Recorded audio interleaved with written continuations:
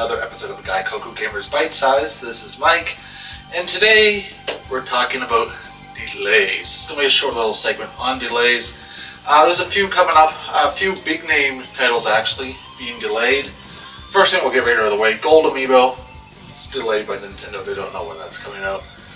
There's been a delay in manufacturing, so sorry guys if you are expecting to get your Gold Amiibos soon, you'll just have to wait a little bit longer.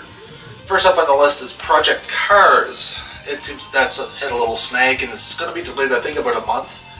And that was supposed to be coming out this month. I think it's going to be delayed till next month. The Wii U title of Project Cars unfortunately has kind of went by the wayside. No one's heard anything about it, so people are wondering if it's even going to be made. And that was one big selling part of the Wii U way back when it was first coming out, was the game Project Cars.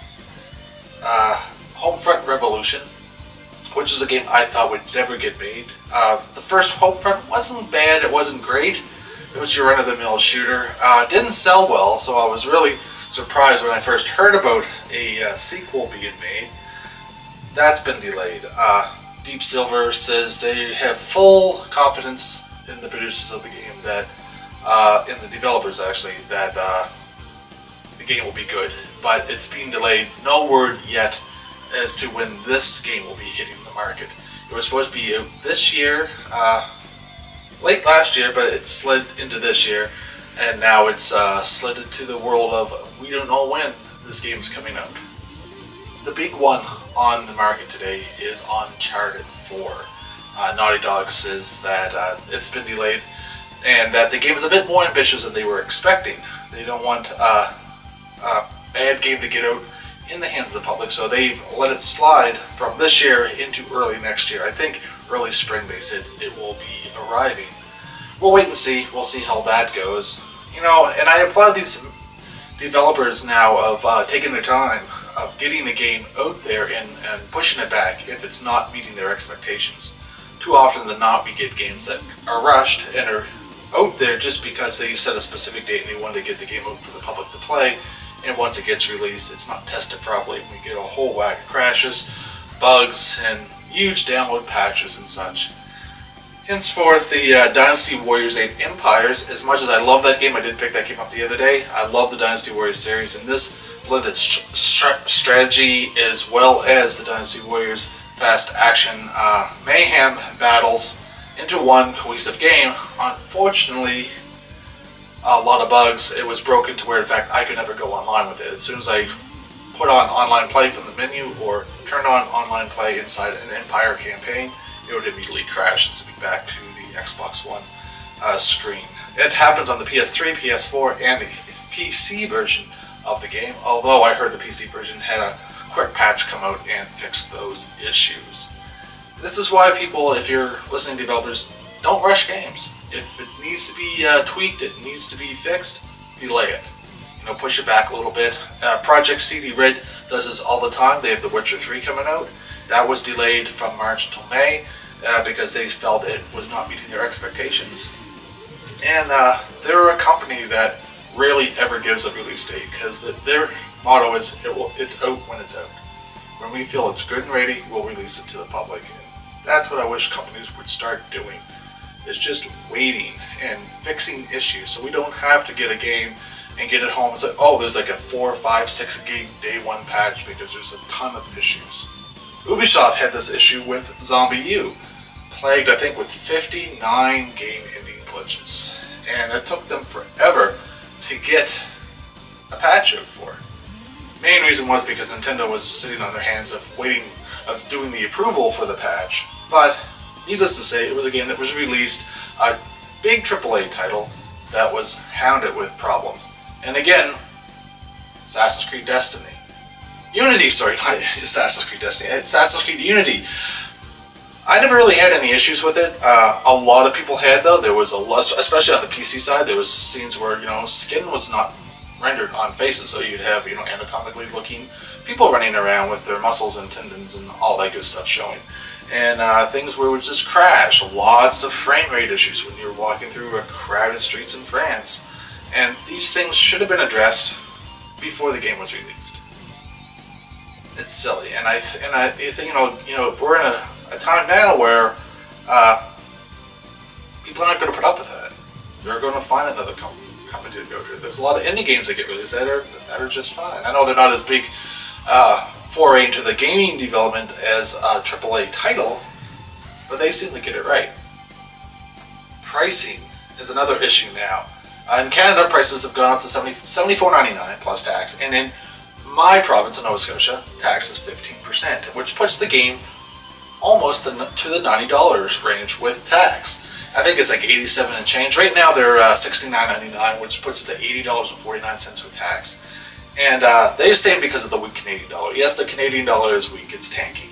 But everything else is not going up. Movies aren't going up, game systems aren't going up, game accessory prices aren't going up. Again, it's the software that's going up. Computer game prices aren't going up, it just seems to be the console prices. Not too sure about the Wii U or the Game Boy Advance, the 3DS games, but definitely see it in the PS4 and Xbox One games.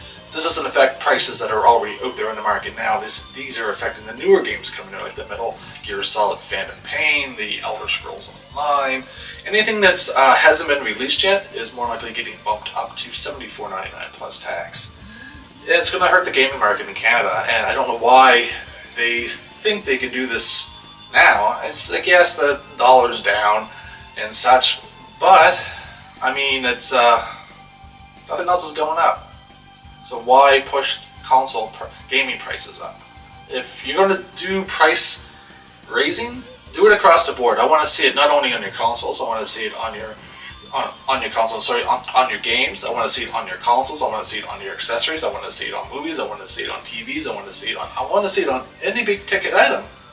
Why just the video games? And it's going to make it hard for people to decide what games they want to buy. I mean, it was getting harder anyways with the bump up to $69. At least the US gets their $59 stable price. And yes, I know back in the day when we were all buying Super NES cards and Genesis cards and such, prices were high then. But today, you know, we have digital front stores, and I think those prices should be a hell of a lot lower than what they are. They shouldn't be the same, and they should definitely be lower because there's no overhead for them. There's no manual production. There's no case production. There's no overhead. Warehouse storage they have to pay for, shipping costs and such. It's just there. I know there's server space that's being taken up with these files, but it's not like they have, here's, Final Fantasy 15. We have 150 copies of it sitting on a server. It's not like that. And then those prices should be coming down if they're going to be raising up, big ticket items like that. And what also is going to hurt, it's going to hurt like places like EB Games and GameStop, which make most of their money on used games. I mean, they barely make any money as it is on brand new games, so they make most of their dollar on their return on the refurbished games. People are just going to be waiting for those if they're going to be, because no one's going to want to pay, upwards of $90 for a game that may not be any good. And I know a lot of people now that do just wait for a sale. They wait, even if it's on a decent sale online, they'll wait till the Games or Gold sale comes up, where you can get stuff like that's $30-$49 for like $13, $12, and even on Steam, Steam sales are crazy. So why buy a physical copy if it's going to cost you $90 when on Steam or later on the PSN network or Xbox network it's going to be a lot cheaper on a sale. That's just my opinion. I don't know what you guys think. If you guys think any different, let us know in the comments section. I know it hasn't been really lackluster episode, but I just wanted to get it out there about the delays that are coming for anyone who's wanting any of those games. I'm pretty sure not a lot of people are probably wanting Homefront Revolution, but I'm sure there's a lot of diehard Sony fans out there and Naughty Dog fans that want their Uncharted 4 this year. But unfortunately, that's not coming until at least early next year. Again, this is Mike for Gaikoku Gamers. Thanks for tuning in. Don't forget to like, subscribe, follow. Talk about this episode in the comment section below. Let us know what you think about rising game prices in Canada, or what do you think about the delays companies are having now with video games. But remember, when you're fighting the sharks, play safe.